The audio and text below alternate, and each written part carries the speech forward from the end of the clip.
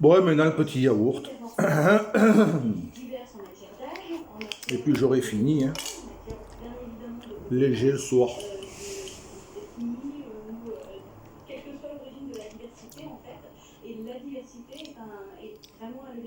Toujours la laitière. Hein. Gag. Pum.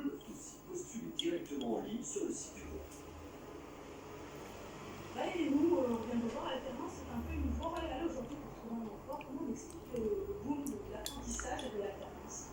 Alors oui, aujourd'hui, le nombre d'apprentis a augmenté de 36% en un an. C'est énorme. Il y a eu de fortes incitations de l'État avec des aides, un élargissement du public concerné qui explique cette forte croissance et qui contribue à faire baisser la demande d'emploi des jeunes, donc le chômage, et à augmenter leur Le chômage des jeunes donc, qui baisse.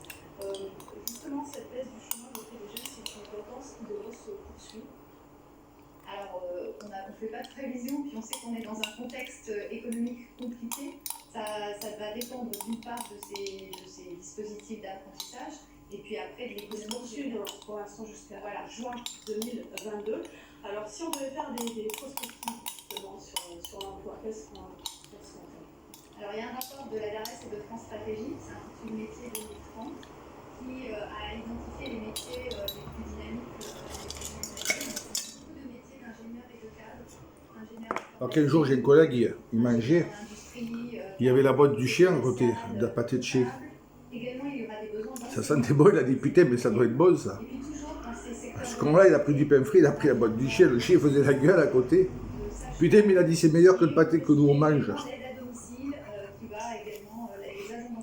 Et du monde, il a failli faire dégueuler tout le monde. Merci beaucoup, Valérie Roux, d'avoir T'es con celui-là. Oh putain. Comme chaque soir, tout au long de la campagne des Ou comme des gamines, là, Dan qui m'a raconté ça, ces petites filles. Sont venues de chez elles. Et ils avaient appris à faire leur goûter. Et alors, allez-vous faire le goûter, il est l'heure. Et elles vont faire le goûter. Quand elle voit avec les sandwichs, elle leur dit qu'est-ce que vous mangez? Ben, elle dit il est bon le pâté, on mange le pâté. La grand-mère se gratte le crâne, elle dit du pâté. Elle va voir dans son frigo, elle dit mais j'ai pas de pâté moi. Où c'est que vous avez vu du pâté? Ben là, dans la boîte. Elle bouffait le kit des cartes du chat. Et c'est bon qu'elle dit l'autre. Ah putain. J'en ai même vu une moi qui a bouffé les croquettes. Pour les chefs d'entreprise comme vous, quels sont les... Ça sentait bon, elle a dit ça doit être bon les croquettes. Elle a pris une poignée de croquettes, elle bouffait les croquettes, sa grand-mère, elle dit mais qu'est-ce que tu fais? Mais c'est bon, lui dit les croquettes. Attends, il la bouche. J'ai été obligé de t'amener au docteur, tu vas être malade. Elle l'a amené au docteur. Le docteur, il a dit le chat, il est malade. Il dit non, alors votre gamine, elle ne sera pas malade, qui lui dit. C'est pas le premier, il lui dit qu'il boufferait des croquettes ou du pâté de chat, qui a dit, n'inquiétez pas. Ils sont peut-être mieux nourris que nous. Ah putain, il rigolait le tout lui. Il a dit qu'il y a une minot qui n'a pas bouffé le pâté du chat. Ou du chien. Aïe aïe aïe.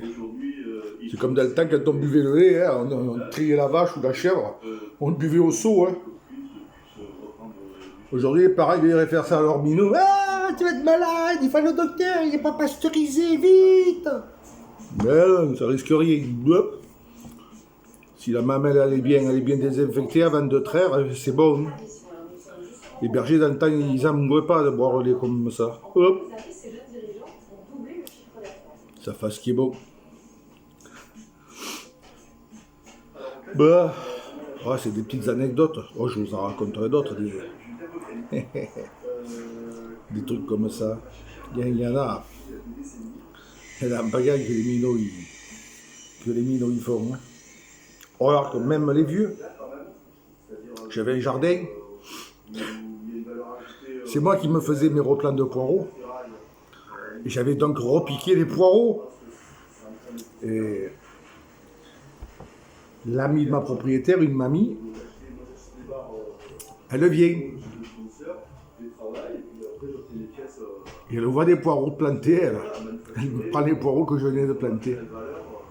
Ah, ils sont bons les petits poireaux, comme ça, elle dit, heureusement que j'ai accouru lui enlever. Parce que je venais de les tremper dedans le produit là, pour le verre. Elle a été attrapée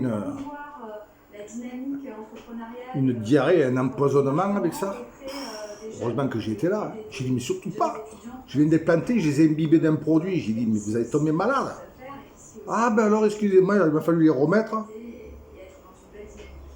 J'ai dit, si vous en voulez des petits, il y en a plein là-bas, j'en fais plus rien, j'en ai trop fait un semi. J'ai dit, de cela, vous pouvez les prendre.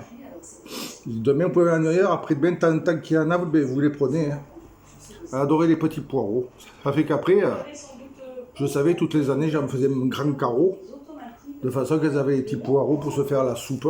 Elle disait qu'ils étaient bons, ou les petits beignets. C'est quoi, elle me tirait les poireaux que je venais de repiquer avec le produit. Ah, ça aurait pu être grave, un empoisonnement. Hein.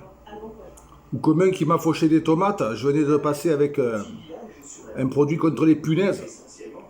J'avais cueilli à peu près toutes les plus mûres, mais ça mûrit vite les tomates. Alors, le lendemain, il ne va pas cueillir par-dessus le grillage, il passe les bras et il attrape des tomates. Il ne les a pas mangées.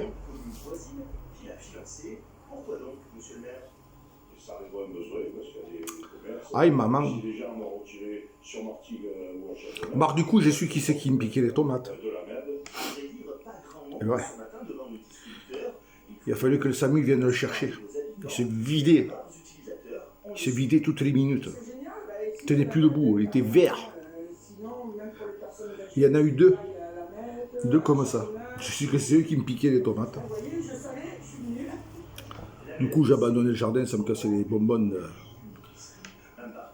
Déjà de me faire voler, puis des risques que ça courait, alors j'ai tout laissé tomber. Encore, il mange, on va me dire, ouais, vous employez des produits, c'est trop dangereux, c'est pas barricadé, ouais, mais c'est pas moi le jardin. Je l'avais dit à la propriétaire, remonter le grillage, mais elle était trop vieille, elle ne voulait pas. Voilà, voilà. Bon, ben, je vous ai un peu raconté encore un petit bout de quelque chose. Je vous souhaite une bonne soirée. Peut-être je reviendrai, mais non, je pense pas ce soir. Quoique. On verra.